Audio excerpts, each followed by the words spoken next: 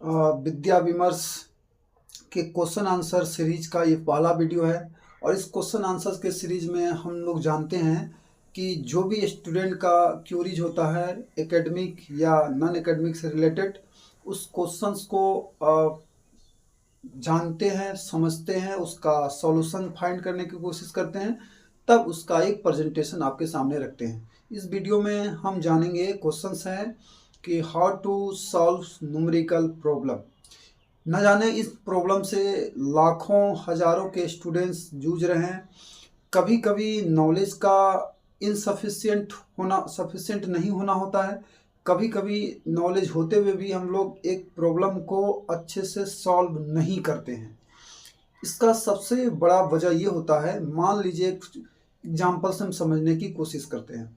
आपको मन में बहुत चाहत है हम एरोप्लेन चलाएं, लेकिन आपको एरोप्लेन कैसे चलाना है वह आप सिर्फ जो वीडियो देखते हैं और समझते हैं, उसी के आधार पर सोचते हैं अगर हम बैठेंगे तो आराम से चला पाएंगे। और आप जब उसको चलाने के लिए बैठते हैं, एक एग्जांपल मैंने लिया, आप कोई भी चीज़ का एग्जांपल ले सकते हैं।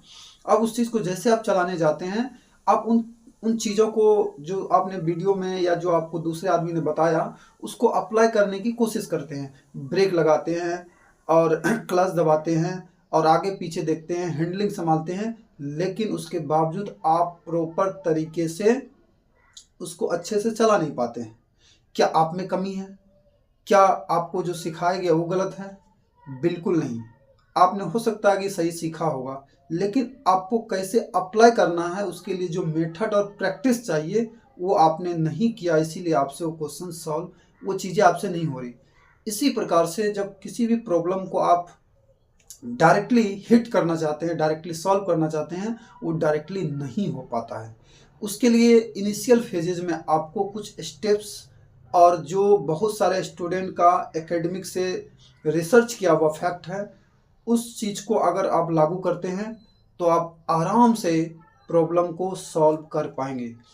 डियर स्टूडेंट, आप जानते हैं वो क्या स्टेप्स है, वो क्या सीक्रेट है जिससे आप न्यूमेरिकल प्रॉब्लम को सॉल्व कर पाए। आप जैसे कि न्यूमेरिकल प्रॉब्लम होता कहाँ है?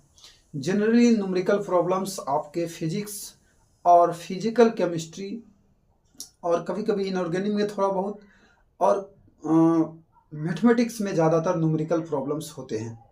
और जो सिचुएशनल बेस्ड प्रॉब्लम होते हैं उसके लिए 4 स्टेप्स में आपको जाना है। एक एक स्टेप को हम लोग बहुत डीपली अंडरस्टैंड करेंगे। इसके बाद भी आपका कोई क्वेश्चन होगा उसको भी हम लोग देखेंगे। सबसे पहला स्टेप है प्रॉब्लम को समझना और एनालाइज करना। ये कैसे समझा जाएगा? कई बार आप देखते हैं जब आप क्वेश्चंस को रीड करते हैं तो उस क्वेश्चन को समझ नहीं पाते हैं। तो ज़्यादातर समय क्या होता है कि आप क्वेश्चंस को 3-4 बार समझ लेते हैं और वो टाइम डिले उसमें होता है, और बाद में आप ये कहते हैं कि क्वेश्चन को सॉल्व करने में मुझे अधिक समय लग रहे हैं। जी नहीं, आपको क्वेश्चन को समझने में अधिक समय लग रहा है। अगर अच्छे से समझ जाएंगे तो उसका आप जल्दी से सॉल्यूशन कर पाएंगे। इसका मतलब है आपको रीडिंग हैबिट डेवलप करना है क्वेश्चन को समझने का, कि आप एक बार में रीड किए और क्वेश्चन को समझते जाए। और जब आप क्वेश्चंस को समझेंगे, एनालाइज करेंगे, उसको पार्ट बाय पार्ट में ब्रेक करने की कोशिश कीजिए। अगर ऑफलाइन पेपर्स हैं तो आप वहाँ पर पेंसिल से मार्क कर सकते हैं डाटा को, और उसके बाद एनालाइज करने के बाद, प्रॉब्लम को एनालाइज करने के बाद आप उसको, उसका जो गिवन डाटा है उसको एनालाइज करना है और जो पूछा गया उसको एनालाइज करना है। इसका मतलब है सेकेंड स्टेप है planning. How to solve. Planning में आपका क्या क्या आ जाएगा, क्या क्या गिवन डाटा है, क्या पूछा गया है, उससे रिलेटेड अगर डायग्राम बनना है तो आप उसका डायग्राम बनाएंगे। पहला प्रॉब्लम को एनालाइज करेंगे, अंडरस्टैंड करेंगे, समझेंगे। दूसरा स्टेप है कि आपको एक प्लान बनाना, रफली उसको कैसे सॉल्व करना है। थर्ड स्टेप से अगर प्लान बना लिए तो आपको कैलकुलेशन करना है। कई बार हम लोग इन 2 स्टेप को इतना अच्छा से नहीं कर पाते, और उसके बावजूद कभी कभी क्या होता है कि क्वेश्चन का रिक्वायरमेंट हम लोग नहीं समझ पाते, वहाँ पर स्टक हो जाते हैं और प्रॉब्लम को रास्ता चेंज कर लेते हैं।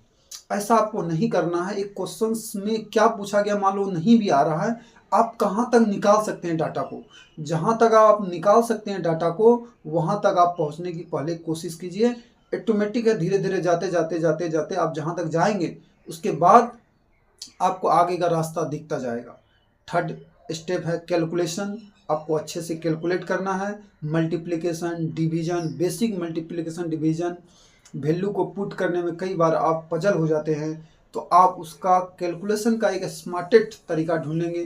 कभी कभी आप 5 मिनट निकाल करके मल्टीपल 2 डिजिट का नंबर लेके मल्टीप्लाई करेंगे, स्क्वायर को देखेंगे, क्यूब को देखेंगे, डेसिमल को देखेंगे, ताकि आप अप्रोक्सीमेशन भी लगा पाए। 4 स्टेप्स है वेरीफाई द रिजल्ट।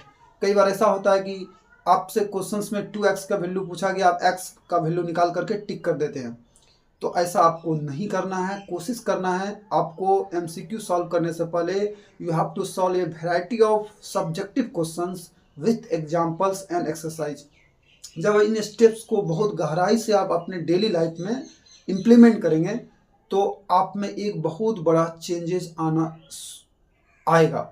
आपको शुरुआत में हो सकता है कि अधिक समय लगे, किसी चीज़ को सीखने में समय लगता है, उस समय देने से आप घबराइए नहीं।